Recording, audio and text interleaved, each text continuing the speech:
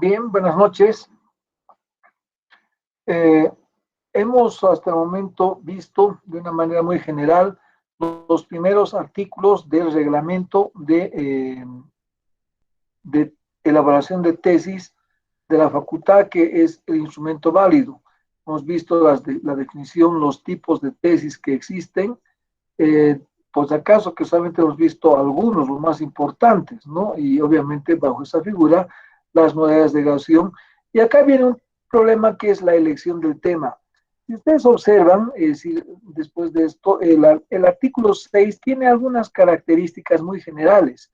Dice, por ejemplo, en rojo sobresaltado, que a quien uno, obviamente, el postulante a la tesis es el que tiene que elegir el tema de manera libre, ¿sí? Es decir, sin presión.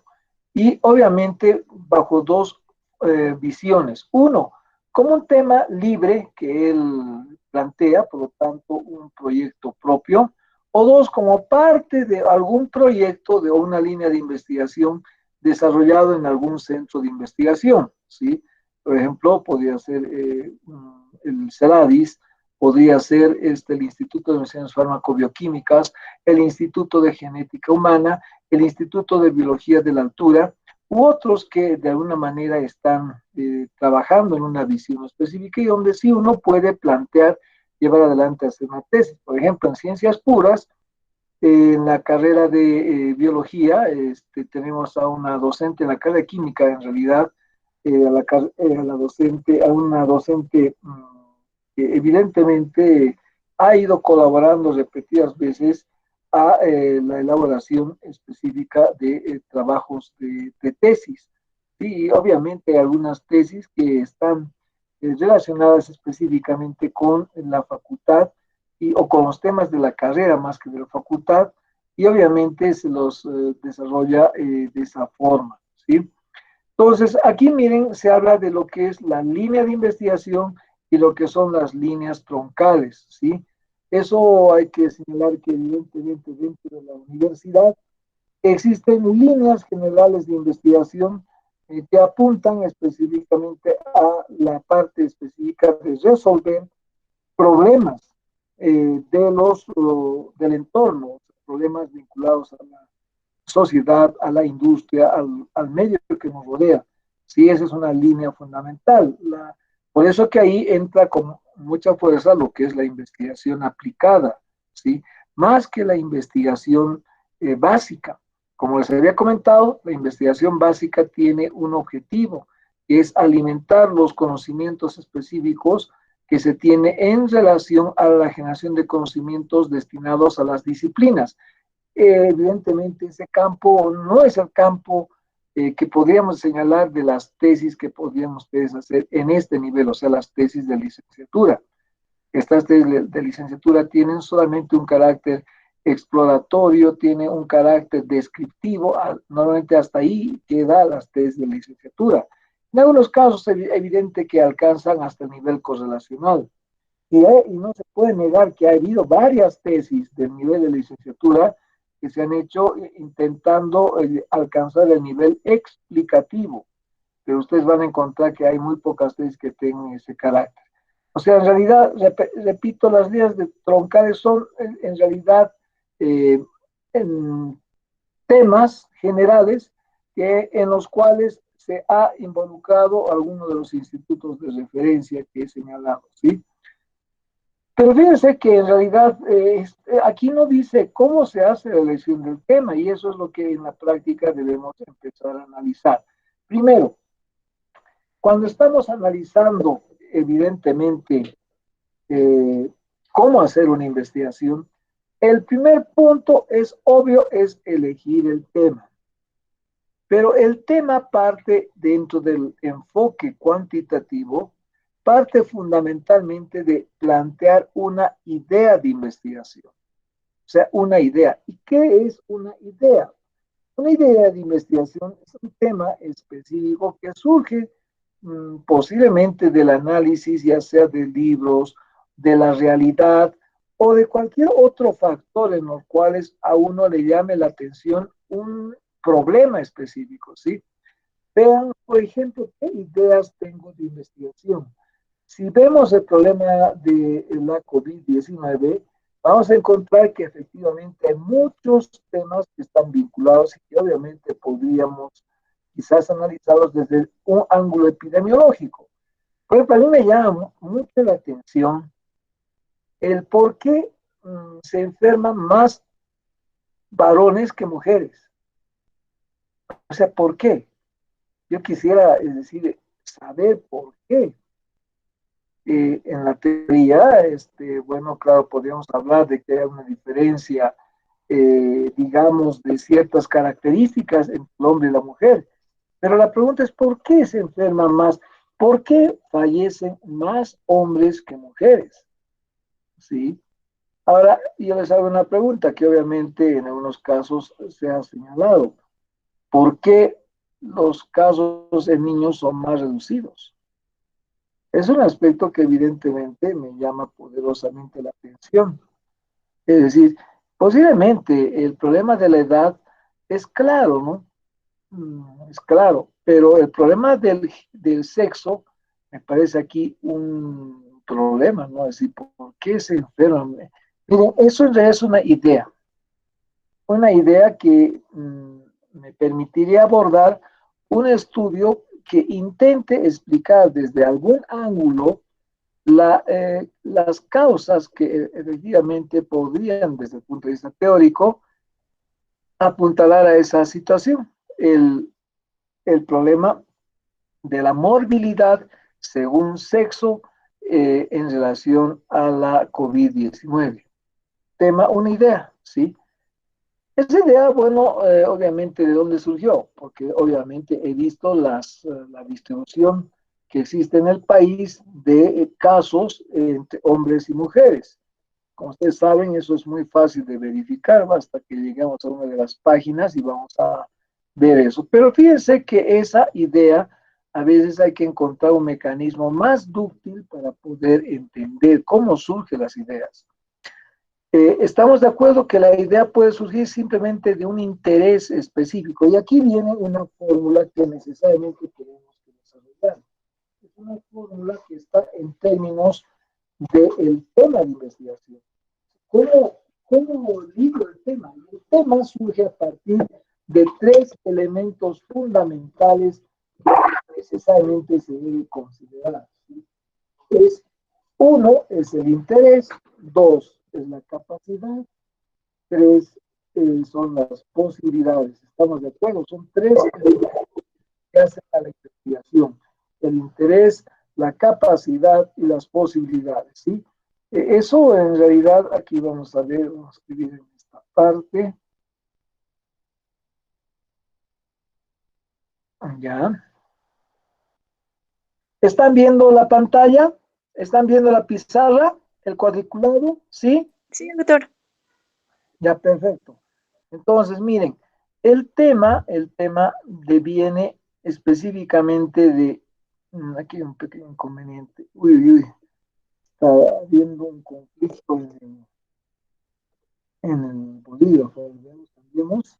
Puede ser que haya algún inconveniente, esto hay que borrar. O sea,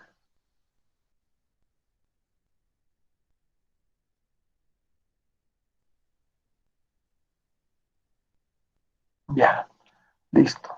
Entonces ahora volvemos a esta otra y cambio a lápiz. Listo. Sí. Bueno, entonces, como les decía, el tema. Uy, muy grueso.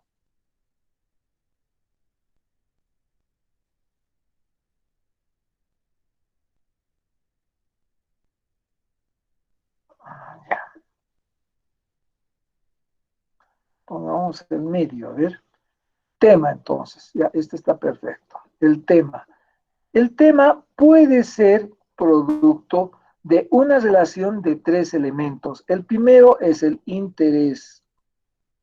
El segundo es la capacidad, ¿sí? Y el tercero es la posibilidad. Miren, esto es lo que de alguna forma nos permite aventurarnos a definir el tema. Por lo tanto, interés más capacidad más posibilidad, de alguna manera nos daría una visión acerca del tema, ¿sí? Cuando hablamos de interés, ¿sí? De interés, ¿a qué nos estamos refiriendo? Hay varios tipos de intereses, ¿sí? Entre ellos está el interés personal, ¿sí? Por decir algo, miren, ha fallecido una persona con un problema de insuficiencia renal, un familiar, y obviamente yo tengo el interés personal de averiguar efectivamente cuáles son las causas que llevaron a ese problema, por qué había un cuadro de anemia que se asoció a la última etapa en la cual existía el problema de la insuficiencia renal, cuáles han sido los factores que han determinado la existencia de un cuadro anémico en una persona con patología identificada de insuficiencia renal. Es decir, cuáles son las características.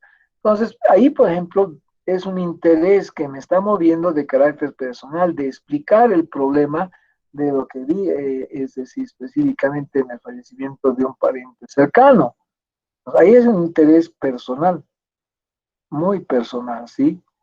Pero hay otro tipo de interés, hay intereses, por ejemplo, de carácter académico. El interés de carácter académico es para obtener, pues, generar conocimiento, ¿sí? Generar conocimiento. Es el interés académico que tengo, generar conocimiento. ¿Estamos de acuerdo? Conocimiento, obviamente, nuevo, pues estamos generando conocimiento. Ahí hay un interés académico, ¿sí? Puede haber un interés laboral, ¿sí? Por ejemplo, resolver, ¿sí? Aquí algo está pasando con mi, se está escapando el control del, ahora sí, resolver, ¿estamos de acuerdo? Entonces, mi interés laboral es resolver, ¿sí? Algún, algún problema, algún problema vinculado a una fuente de trabajo, ¿sí? Vinculado a una fuente de trabajo, ¿sí? Un ejemplo, a una fuente de trabajo, ¿sí? Ustedes saben que una de las características que actualmente se tiene es específicamente el identificar los grados de sensibilidad y especificidad de las pruebas. Yo quiero saber cuál de las pruebas es más sensible en este momento para identificar la COVID-19, para identificar la presencia, no pongamos de la COVID, pongamos la presencia de inmunoglobulinas, ¿sí? Por ejemplo, puede utilizar la prueba de ELISA, que tiene un fundamento específico para poder aplicar ese procedimiento, ¿sí? Ahora, la prueba de ELISA tendrá algún grado específico de una diferencia entre la sensibilidad y la especificidad.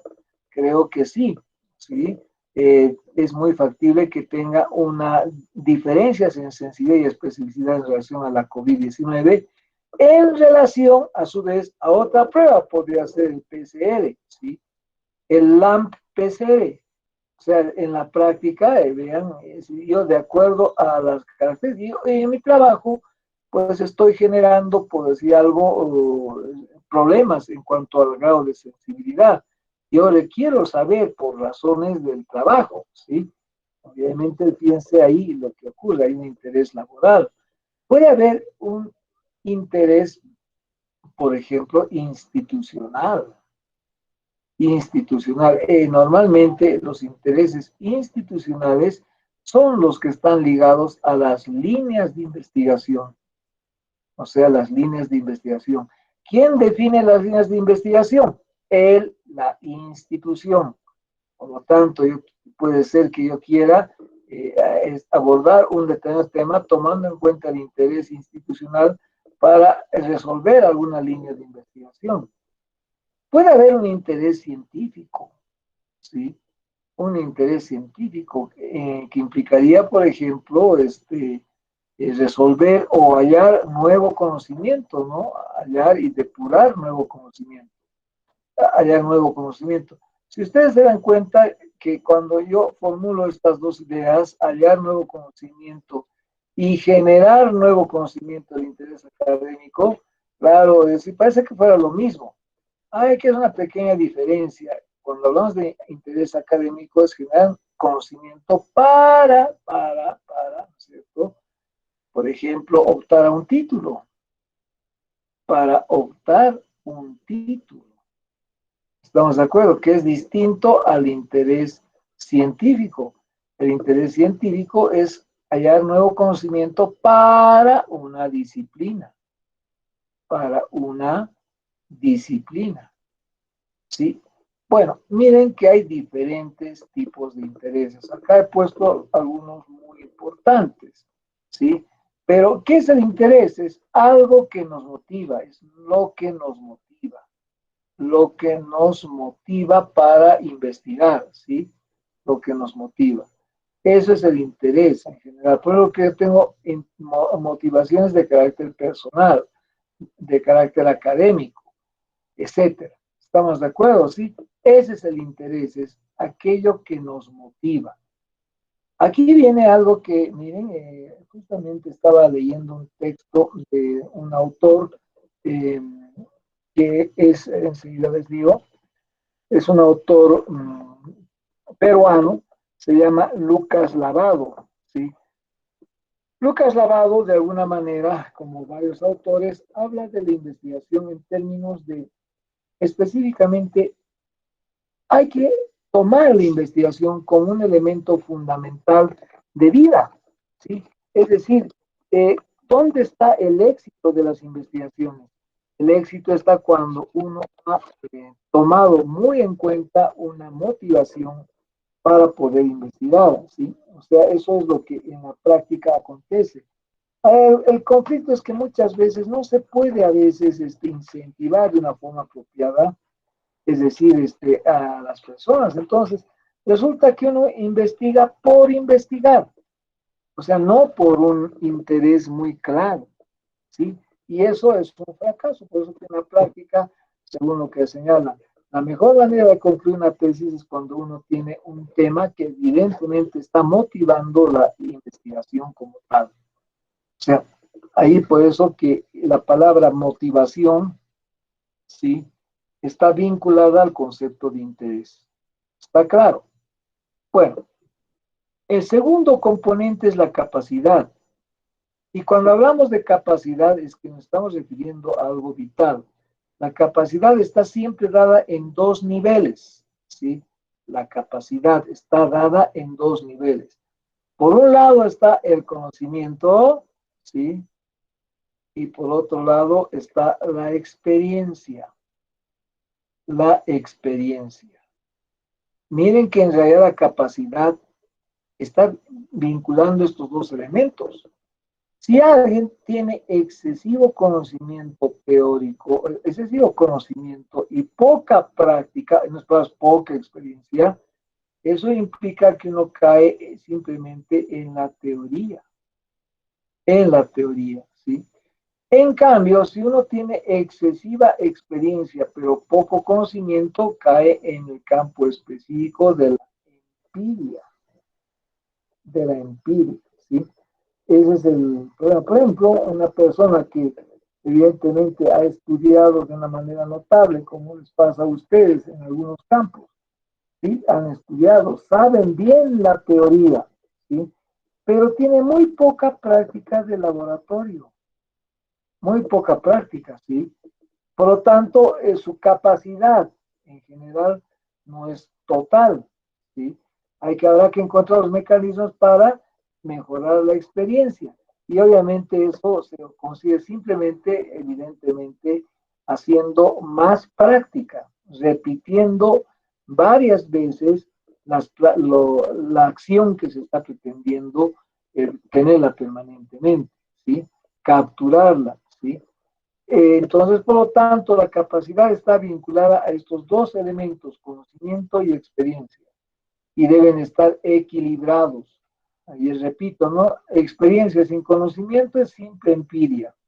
En cambio, conocimiento sin experiencia es pura teoría. ¿Estamos de acuerdo?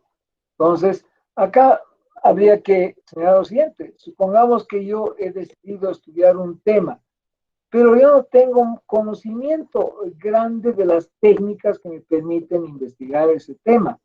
Es más, ni siquiera, no solamente si conozco que no es posible, no tengo los conocimientos suficientes, encima de aquello tengo muy poca práctica, muy poca experiencia.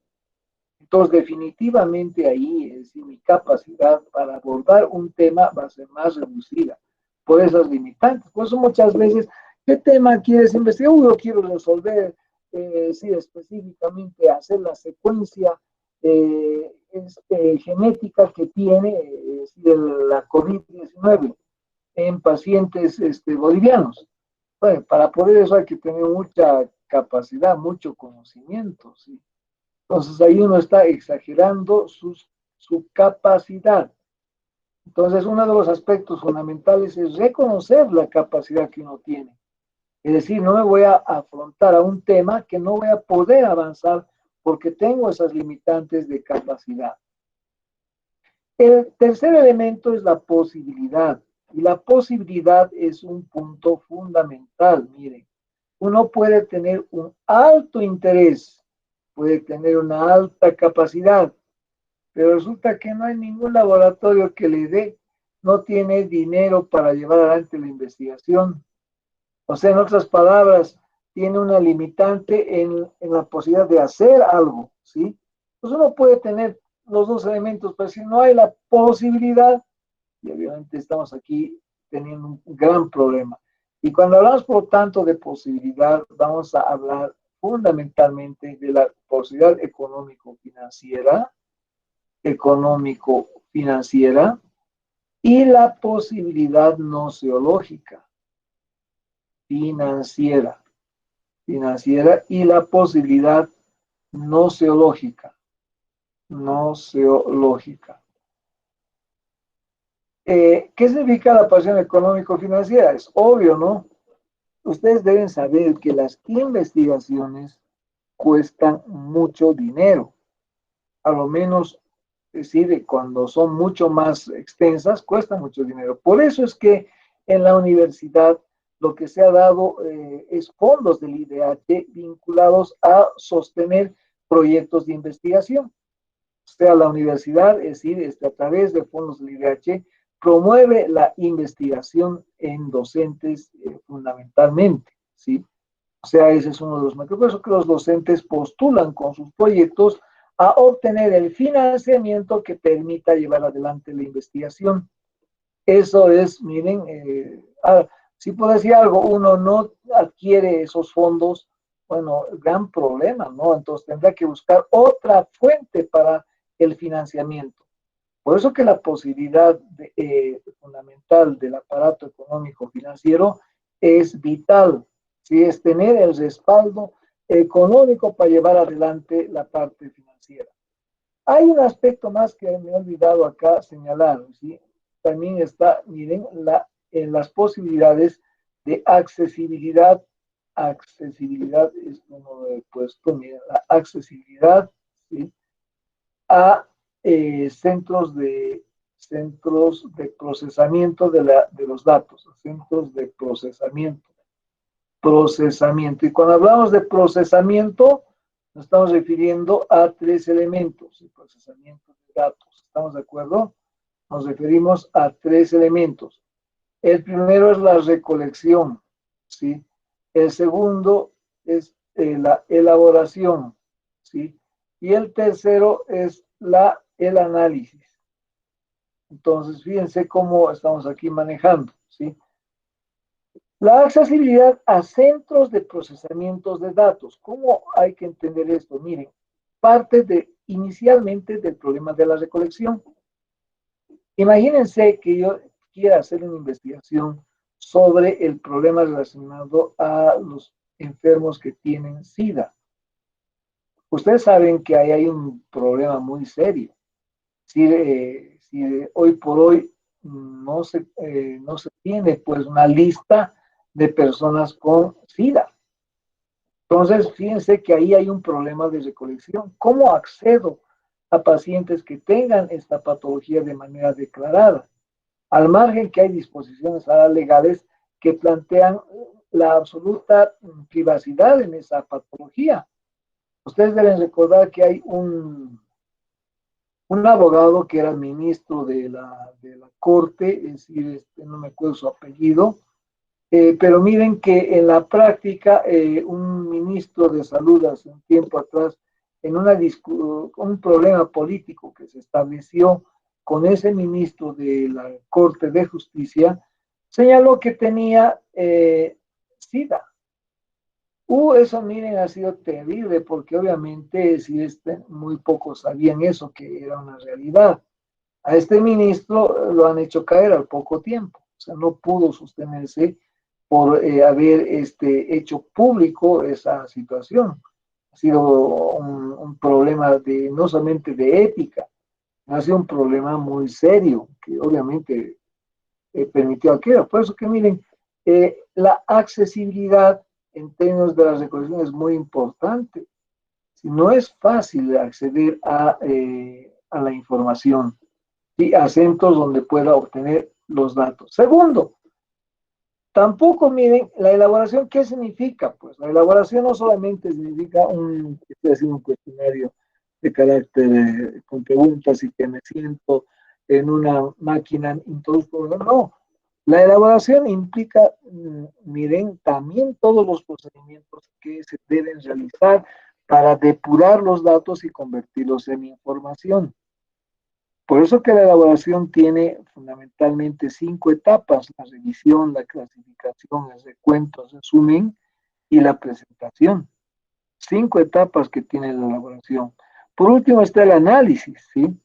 Fíjense que cuando hablo de recolección, no solamente nos tenemos que referir a un cuestionario, sino que la recolección implica pues el uso de acuerdo a las características del laboratorio. Si son investigaciones de carácter observacional, bueno, no hay mucho problema, pero si son, digamos, investigaciones de carácter o de alcance explicativo, o sea, en el campo experimental, la situación cambia sustantivamente. Ahí posiblemente se va a requerir en algunos casos el uso del laboratorio y eso significa de equipos, de insumos, de medios, y eso es lo que una de las cosas que evidentemente implica mucho, mucho dinero, ¿sí? Por eso que ahí la recolección es vital, obviamente, se puede dar cuenta, ¿no? ¿Y por qué pues aquí noceológica? Puse noceológica por una razón, porque cuando hablo de noceología me estoy refiriendo a el conocimiento, al el conocimiento. Miren que antes teníamos un gran problema. Para conseguir información sobre un determinado tema, lo único que quedaba era pues revisar las fuentes físicas reales de las revistas. Entonces, en algunos países, algunas como países, pagaban pues fuertes sumas para poder obtener suscripciones a revistas. Y obviamente esas revistas eran difundidas en un público muy reducido.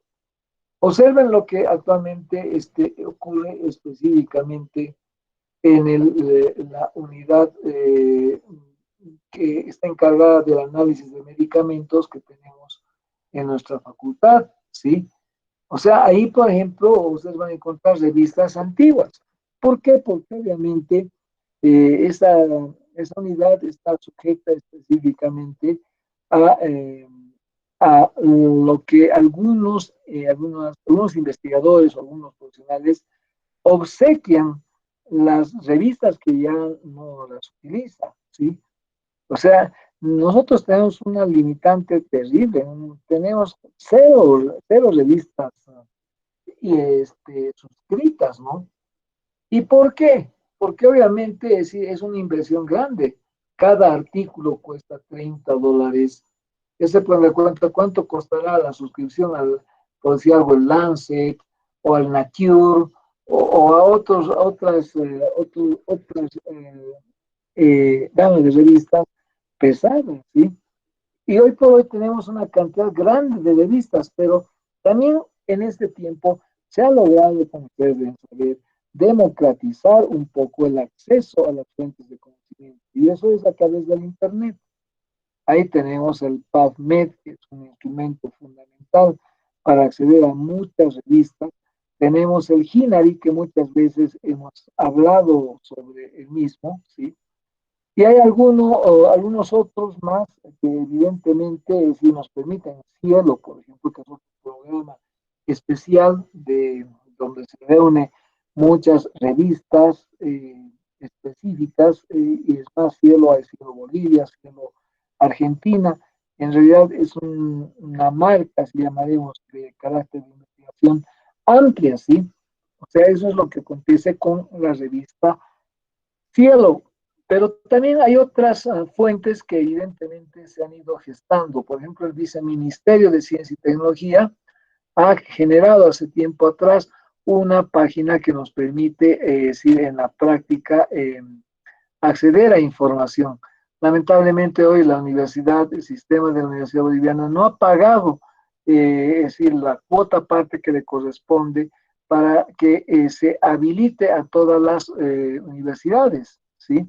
Y en la práctica, miren que el Viceministerio de Ciencia y Tecnología, que es la institución del Estado que administra ese tipo de revista y de datos, pues obviamente no ha posibilitado, ha cerrado el acceso a la universidad. Ustedes pueden ver que ahí es un problema digamos, centavos en términos reales, ¿no? Pero que no favorece a que se tenga un acceso importante a un conjunto de revistas. O sea, por lo tanto, fíjense, posibilidades económicas, financiamiento, posibilidades nociológicas, accesibilidad a fuentes de información y conocimiento, accesibilidad a centros de procesamiento de datos, accesibilidad a laboratorios, accesibilidad a los centros donde evidentemente yo puedo trabajar las fuentes de laboratorios, ¿sí? Fíjense que, cómo no, esos tres elementos, interés, capacidad y posibilidad, son los que de alguna manera nos van a orientar al tema. Pero aquí ya les he dicho, lo primero que se tiene que pensar siempre es en la idea.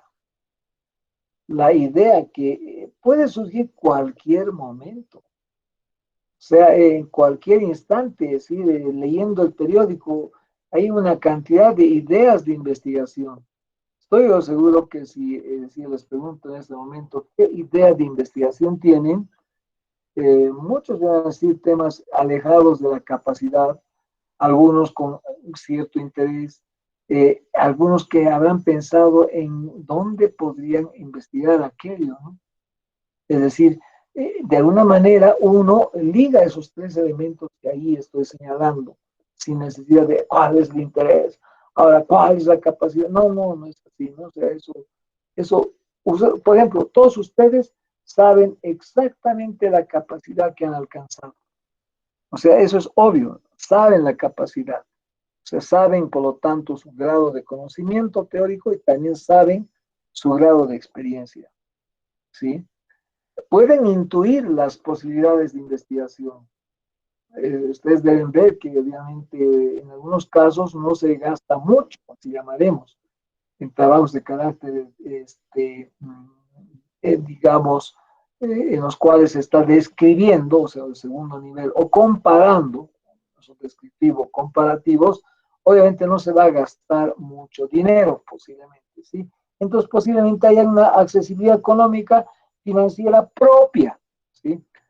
Es por eso que, miren, en algunos casos, cuando el proyecto de investigación es muy solvente y está dentro de las líneas de investigación de una institución como es la misma facultad, a veces hay un financiamiento, digamos, de apoyo, así llamaremos a la investigación. Pero ya le estoy indicando la idea, ¿sí? Pero, ¿qué implica la idea? O sea, ¿qué implica la idea? La idea implica, pues, que se ha hecho un proceso de observación. ¿Estamos de acuerdo? Se ha observado. Pero, ¿qué es lo que se ha observado? ¿Sí? La realidad. La realidad. O sea, la realidad que nos rodea. Por eso que hace un instante, en el ejemplo de idea que se ha planteado, el problema de por qué las mujeres se enferman menos que los hombres de la COVID-19. Eso, vean, es algo que me llama poderosamente la atención. Ahora, aquí viene la pregunta, ¿será importante saber? Bueno, habría que analizar, ¿sí? ¿Qué factores hacen que efectivamente la mujer se enferme menos? Tal vez hay algún factor externo de protección especial. Es que las mujeres tienen alguna condición genética que les permite enfrentar con mayor facilidad la enfermedad de la COVID-19. O sea, no sabemos ese tipo de cosas de manera general. Y seguro que hay una gran cantidad de investigaciones en el mundo que han intentado y están intentando explicar esas causas del por qué las mujeres se enferman menos que los hombres, ¿no? Cuando digo realidad, ya saben ustedes que cuando digo realidad es siempre una necesidad insatisfecha, ¿no? Necesidad humana insatisfecha, ¿sí? Así podríamos decir, necesidad humana insatisfecha. O sea, que no se ha resuelto. ¿Estamos de acuerdo? Esa necesidad humana insatisfecha, en otras palabras, el problema, ¿sí? Es el que mediante la observación uno puede capturar, ¿sí? Y es obvio que todo problema va a tener que necesariamente tener una respuesta, pues una respuesta tentativa. Esas respuestas tentativas son las hipótesis, pero esto vamos a ir a desarrollar con más calma. O sea, aquí en realidad podríamos decir que está la base del método del enfoque cuantitativo de la investigación. Bien, elegir el tema, por lo tanto, miren, tiene esos elementos, pero ahora viene la pregunta, ¿y cómo puedo realmente, operativamente, elegir ese tema para hacer una tesis de licenciatura? Vamos a seguir como orientación a un texto, el texto de Huáscar Taborga. Huáscar Taborga, en un libro que se llama La tesis, ¿sí? Explica con detenimiento las características que se dan en esta triada que se ha dado, interés, capacidad y posibilidad. Yo diría que he tomado de ahí, fundamentalmente, de lo que leí a ese autor. Y obviamente lo que vamos a hacer es, específicamente es desarrollar lo que estoy mencionando en la siguiente clase que vayamos a ver. Hasta aquí vamos a desarrollar esta clase. Les agradezco por haberme esperado. El día de hoy hubo un comité ejecutivo a horas 12 que luego se suspendió, continuó a las 4 de la tarde hasta las 7 de la noche. En realidad, 3 horas, ¿sí? Es más, no hemos logrado terminar. Nos faltaban 10 temas de los 35 temas para poder terminar completamente el temario. Y obviamente eso se tendrá que añadir al próximo temario. Esto es una situación que se está manejando mañana. No, ustedes saben, no va a haber clases en la universidad, se van a suspender las actividades en general porque todos tienen que ir a votar, es decir, a las facultades correspondientes, empleando los mecanismos más adecuados de protegerse, obviamente la distancia, no estás ahí ligando, o es decir, el uso del barbijo, hasta inclusive el protector facial y tal vez hasta inclusive el uso de guantes. Pero sí, no olvidarse de llevar un bolígrafo, etcétera, ¿sí? Son cosas que obviamente ustedes saben ya demasiado, ¿no? Todos sabemos demasiado. Muy bien, muchas gracias por la atención, ¿sí? Nos vamos a ver la próxima sesión en la próxima semana. Ya la próxima semana sabremos con exactitud quién ha ganado y cuánto tiempo resta para esta figura. Yo calculo, miren, si mañana es 7 de abril, máximo unos 20 días, que significa unas 3 semanas más que vamos a tener con este desarrollo de nuestro avance, tal vez con este grado de lentitud, etcétera. Una vez que esto acabe, yo retorne a la vida total sin el compromiso del cargo que estoy ocupando, vamos a hacer las clases más extensas, más participativas y con mayor posibilidad de que ustedes puedan aprender lo que estamos queriendo, es decir, transmitir o por lo menos impulsar a que ustedes aprendan. Gracias por la atención. Nos vamos a ver entonces la próxima semana. Gracias.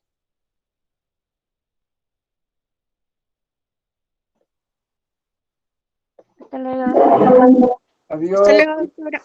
Hasta Adiós. luego. Adiós. Adiós. Adiós.